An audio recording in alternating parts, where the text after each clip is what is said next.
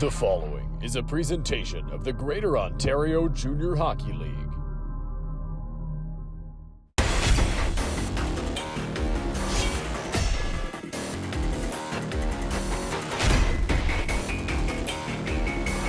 Hi everybody and welcome inside the beautiful North Dumfries Community Complex for Game 7 and the conclusion of the first round of the GOJHL playoffs as the Brantford Titans take on the Ayr Centennials. This series has been a roller coaster ride. The 7-seed Titans took games 1 and 2 on the road, then game 3 at home. The 2nd-seed Centennials showed that their veteran experience and never say die attitude is important in the playoffs as they've stormed back in the series to tie it up at 3-3. Game 6 yesterday was a close 2-1 final. Mitchell Ferris opened the scoring in the second period for Ayr. Jack Weiser made it 2-0 early in the third. Kyle Henneberry got one back in the final minutes of regulation, but Elliot Hardwick and the Centennials held on to win 2-1. Throughout the series, Captain Austin Kelleher has been pivotal to Ayr's comeback. The 20-year-old forward has posted 4 goals and 3 assists in the series, including 2 goals and an assist in their 3 wins. Another clutch performer has been 17-year-old Logan Beezer. Beezer has potted 3 goals in the series, including 2 in a Game 5 victory on home ice. Drawing back into the lineup today after missing Game 6 for the Centennials is forward Daniel Barahowski. Barahowski had 47 regular season points in 40 games and has 2 assists in the series. In goal, Elliot Hardwick gets the nod. He took the reins in Game 1 of the series and has never relinquished them. Hardwick has a 1.91 goals against average in the series after being picked up mid-season by the Centennials. On the flip side, a young and hungry Brantford Titans squad came out flying in the series, winning the first 3 games, including 2 in overtime. Their offense has flowed in this series through rookie defenseman Patrick Babin. The 16-year-old D-man has posted a goal and 7 assists and will try to play a big role in a big Game 7 today. Up front, Caleb Frank has had a big series as well. He's posted 4 goals and 3 assists in the 6 games and is on a line with Tyler Crisitomo and Ethan Zabo today. In goal, the Titans go with Carter Vicente. Vicente has put up a .911 save percentage in the series and backstopped their pursuit of the playoffs down the stretch of the regular season. Today's a massive one, so let's head down to hear the coach's comments pregame. Obviously, the stage doesn't get much bigger than this. This is what hockey's all about. There's opportunity to move on here today, and the toughest thing in hockey is obviously ending careers and having to shake hands at the end of the night, and you just want to do everything in your power to make sure that when you're shaking hands, they're wishing you good luck and it's not the other way around. Just stay true to yourselves. Don't try to do anything that we don't require, and biggest thing is play to your strengths. I think our depth is a strength. I think our forward check and physicality is a strength. And we're going to go out there and continue doing what we've been doing over the course of the last 3 games that have made us successful and just see what happens here today. There's animosity that's grown throughout a series between the teams and maybe the fan bases, and there's a geographical element to it. All of it's fun. It's this is what you played 50 games for and 6 before this, and it's a treat to be a part of. I think our guys are excited for it, and I know our staff is. I know our fans are, and it's just going to be a lot of fun to embrace the energy that we provide, the energy that the crowd provides. In the history of the league, there are just 3 known instances of a team coming back from down 3-0 in a series to move on to the next round. The last one, a double overtime thriller for Port Colborne, taking down Welland back in 2011. The Centennials play their first Game 7 since their move to Ayr today, while the Titans play their first Game 7 in franchise history. Can the Centennials complete the improbable comeback, or will the Titans pull off the upset? It's the Titans, it's the Centennials, it's a Game 7 spotlight game, and Puck Drop is next on 519 Sports.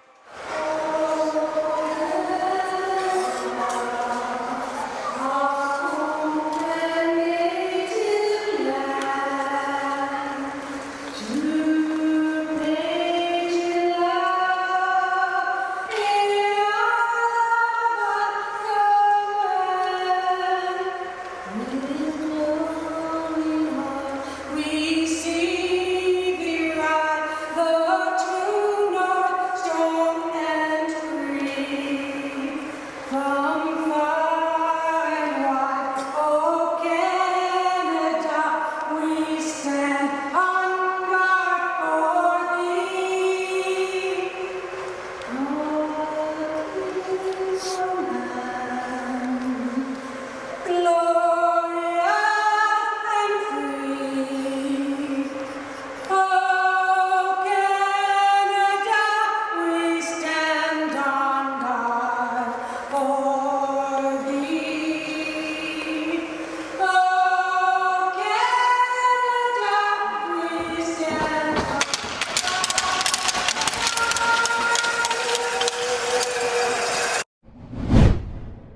After it, McCaddy gets it up to the line. Takis cycles it back in. It gets blocked. Takis back on it. Sends a feed. Here's a chance. Pizza Ferrano to the goal. Saved by Hardwick. Tries to sidestep the pressure. Now McKellar plays it off the glass out to center. A huge hit in the open ice by Kyle Henneberry. That's going to be a penalty on the Titans, and Ayr will get the game's first power play. Chips it back into the corner for Beezer. Beezer up to Ayrton. Ayrton through traffic, tipped out front. That one just goes wide. Now Graham back up to the line for Brown. Brown for Ayrton. Ayrton takes a shot. That one blocked in traffic. Graham back on it. His try. Save Vicente. Puck's loose, and he'll cover up. And we get a scrum in front as Curry and Beezer get into it early on. He'll pursue it down below the goal line. On it is Jack Panko. Panko gets it up to Scriven. Scriven now through center, a pass for Curry. Curry near circle, a shot gloved by Elliot Hardwick, and he'll hold on. Now Babin. Patrick Babin takes a hit from Daniel Barahowski. Graham down low. Graham centers out front. Stover couldn't get a shot away. Up the line, McKellar takes the shot. Save Vicente. Puck's loose. It'll come back to Zabo. Face off won by the Centennials. Krawchuk a shot. It just misses the net. McCaddy takes a shot. That one loose in the crease. Vicente can't find it. Play is whistled by the officials. What a chance. A shot from the far wall. Vicente couldn't find it. Ayr tried to jam it home, but play whistled dead by the officials. Vicente's lost his stick in the crease. McCaddy takes a shot. Tipped out front. Just goes over the goal. Now Bartlett. Bartlett around the wall for Kelleher. Vicente's stick still lying below the goal line. Vroogdenhill after it. Now on it, Moon. Moon sends a pass. It's cut. Kelleher drops it back. Bartlett a shot. It misses the net. Rebound loose. Krawchuk tries to center. It'll come back to the line and couldn't be held. Out to center. Ferris over the blue line. Mitchell Ferris takes a shot. Save Vicente. And he'll hold on. Takes a hit from Beezer. Kelleher. Weezer one-timer. He fanned on it. What a chance. Crisitomo back the other way for Frank. Frank has Zabo streaking. Zabo with Crisitomo. Crisitomo can't get a shot away. Puck's loose. Hardwick down. He's got it covered up. And now Frank getting into it near the goal with a couple of members of the Centennials as we get a scrum after the whistle. Frank down in the corner. Tries to center. Comes to Zabo. Zabo far circle. Zabo up to Babin. Babin walks in. His shot stopped by Hardwick. And he'll hold on as Frank and McKellar getting into it near the goal. Weezer up to Ferris. Ferris for Barahowski. Barahowski a shot. That one blocked by Panko. The captain gets in the lane, and Brantford clears as time expires in the penalty. Patrick Babin. Now through center, Cricino on it. Cricino to Craig. 2-on-1 for Brantford. Craig skating in. Defenders coming in behind him. And a great defensive play by Austin Kelleher to prevent that chance. Barahowski for Stover. Stover tried to center. The pass got cut. Now in the corner. Barahowski has it back. A pass to Stover. Now at the line, McKellar. Over to Hutton. Hutton a shot. Vicente the save. And he'll cover up and get a whistle. Moon sends a pass up to Zabo. Now for Caleb Frank. Frank gets over the blue line. Trying to sidestep the hit from Hutton, but he cut him off. McKellar for Krawchuk. At the line held by Takis. Takis around the boards. After it goes Hutton. Hutton in the corner. A big hit laid down low. A Titan down. Slow to get to his feet. As the puck comes back through center. Played by Scriven. And that's Caleb Frank, who's slow to get up in the corner. Off the faceoff. Panko around looking for Babin. It'll be picked back up by the Centennials. Krawchuk. Krawchuk to Hutton. Takes a shot. Tipped out front. Vicente the save. Rebound loose. Kelleher looking for it. It's a scramble. And Babin comes away with it. Here's Stover back the other way. Kelleher. Far side. Kelleher throws it down low. Tipped on goal. Save Vicente. Rebound goes wide. Krawchuk looking for it. Throws it back up high. Stover spins. Gets it up to the line. Hutton cross ice. McKellar a shot. That one blocked in traffic. Loose puck. Panko looking for it. It'll be Crisitomo carrying it out to center. Face off won by the Titans. Comes back up the line. Panko. Panko to Scriven. Scriven to Lucas Moon. Moon, Panko, one-timer, tipped out front, loose in the crease. Hardwick able to cover up and get a whistle. Curry in there, Babin back on it, up to Zabo. Zabo finds Crisitomo with space. Crisitomo looking for Zabo, it's cut. Krawchuk heads the other way, shorthanded. It's Blair Krawchuk in on Vicente. Krawchuk shoots, saved by Carter Vicente. Graham gets it over the blue line. Good pressure from Kelleher. Kelleher in the corner. Up to the point, Brown. Brown for Derrigan. Derrigan towards the net. Chance at the doorstep. Oh my goodness, how did that one stay out? Unbelievable chance for the Centennials, and this one remains scoreless. Off the face-off, Centennials control. Hutton over the blue line. Hutton facing pressure from Kim LeMay. Kim LeMay can't clear, held by the Centennials. McKellar takes a shot. Glove save, Carter Vicente. Taken out by Curry. Curry over the blue line. Curry stripped to the puck by Graham. Big hit laid by McKellar down low on Curry. That's going to be a penalty on the Centennials, and that'll do it for their power play. After a big hit in the corner, the night is done for Ryan McKellar. He'll be sent to the dressing room by the officials. A big loss of the Ayr blue line, and Brantford will get a big power play in this third period. Face-off won by Zabo. Comes to Babin. Babin to Panko. Dying seconds, the 4-on-4. Panko throws it cross ice. Bouncing puck back on it, Zabo. Zabo looking for Panko in the corner. He couldn't come up with it. Plays it back out front, and they score! A pass to the slot, and the Titans bury it. Who else but Tyler Crisotomo to open the scoring in the third period. It's 1-0 Brantford. Moon rifles it ahead, cut at center. Barahowski the other way. Barahowski takes the shot, save Vicente, and he'll cover up with traffic in the crease. Now taken back by Curry. Curry finds Scriven. Scriven over the blue line. Scriven cross ice a shot. Hardwick got across and made a huge save to deny the chance. 2:01 on the clock. Centennials down by just a goal as they try to tie this game up and aim to complete their series comeback. They've called a timeout, looking for the equalizer late in regulation in Game 7. Hutton sends a pass. Barahowski over the blue line. Barahowski, pass down low. Vicente the save. Puck's loose. He'll cover it up and get a whistle.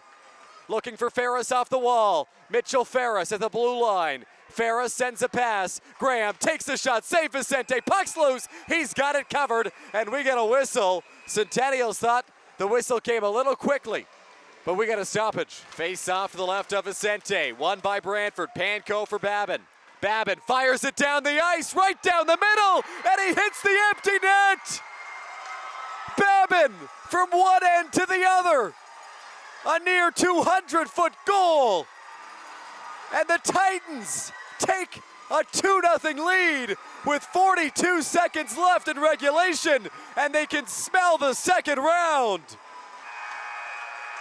And the Brantford Titans have pulled off the upset. Carter Vicente, a Game 7 shutout. Brantford opens the scoring on the power play midway through the third period. Their star forward, Crisotomo, gets the goal. Their star rookie defenseman, Babin, seals the deal with the empty netter. And Brantford, who went up 3-0 in the series, battles to win it in 7 on the road in front of a massive crowd in Ayr, and they'll advance to the second round of the GOJHL playoffs.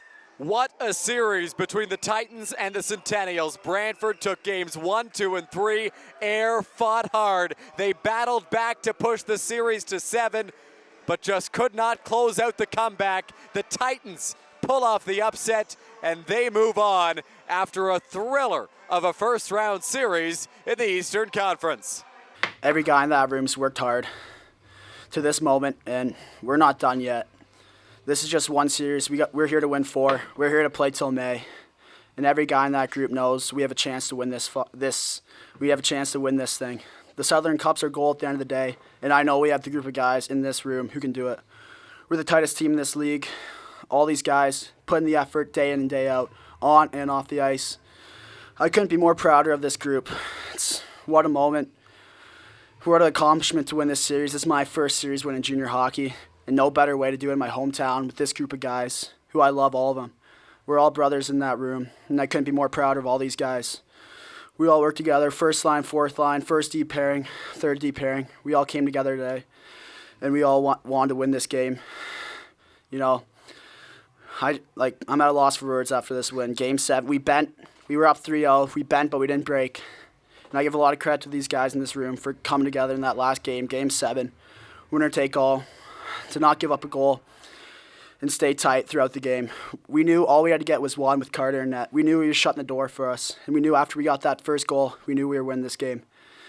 I just couldn't be more prouder of this team. We know he's going to put the puck in the net, and I knew if I found one that cross-ice pass, I knew he was putting that puck in the net. I had all faith in him to score that goal. You know, he's battled through injuries this whole series. I can't give credit enough to him for working through that. You know, he went through pain to play this game, and it shows a lot of courage. And Carter, we know when we brought him in, we needed a goalie. We needed a guy who could bring us to the promised land. We know we got that guy now. This guy worked so hard. He's our backbone in net. We wouldn't be here without him. And Babs, I've loved playing with. It's been a pleasure to play with this guy since September. We've grown a lot, both of us, throughout this season. Our chemistry, I feel like it's off the charts. And yeah, we just gotta. It's not just these guys. It's all the guys. All the guys in the lineup. They all contribute. They all do their things to help our team win. It was definitely a surreal moment. Panks drove it wide and passed it straight to my tape and went bottom left. And yeah, I'd say easily one of my best goals this year to make us move on. It's obviously huge for me myself. Get my first GOJHL shutout in the Game 7, biggest game of my life. But I can't discredit. I gotta give credit where credit's due. The boys blocking shots, getting pucks out, obviously scoring goals. It's just huge for us to be able to come together as a team and help me get that. I only came here halfway through the year, but they've just been brothers to me ever since. They brought me in with opening arms, and we've created a family in the room. Every guy loves every guy. Every guy's willing to go to war for each other. I feel like we can make a real push at this championship run here. This whole year has just been a blast. We've been going throughout the whole year as a team, new parts coming in and out throughout the year. And obviously being my first playoff series, I knew it wasn't going to be easy, and obviously it showed nothing's guaranteed in the series. So I'm just so proud of these boys. We've come together so much this year, and I just can't wait for the journey to keep going. We're not stopping, and there's much more hockey to be played. Super proud, and the fashion in which we did it, winning 3 straight to get up 3-0, and losing 3 straight to go to a Game 7. Other groups would have crumbled, but ours didn't. We stayed resilient. We stayed focused on the task at hand. We knew opportunity was in front of us. The guys just stuck to what they know. They played the right way. They played hard, battled for each other, cared about each other, and super proud that they were able to get this result, and we get to move on, and we get to keep doing it together because it's a really fun group to be around. For Tyler to score that goal, and he passed up a few opportunities that he normally would shoot, and he's coming off missing a couple games, and for him to score that goal was huge, not only for the game, but for him and his confidence, and the team and their confidence in him and each other. And for Carter Vicente, he's been outstanding all year since we've got him. And for him to pitch a shutout there in such a critical game with so much pressure, on the road, all the stuff that comes with that. That's a big game goaltender. That's a big game kid. Our guys did a lot to block shots and did a lot to let him see the puck. But he made some critical saves at critical times and calmed the mechanism for us a number of times. We knew that going into the game we had to get a number of shots on the goalie. And we knew that it was going to be a bounce. It was going to be an ugly goal going to the net, and we just couldn't produce it. But, we hung in there right to the bitter end. We had an opportunity, but the hockey gods just weren't on our side today. The overagers on the Centennials are great young men. They've led the way throughout the season. They're the guys we lean on, and they're the guys who are always putting it on the line for us. And you can't speak enough about them. They've led the young ones right through the whole season. They led them to first place, tied for first place with 71 points, and they were the ones who really pushed the pace. And it is tough on them. They feel it going around the room and shaking each one of their hands, and you could just see the pain on their face. but they are a good group of overagers.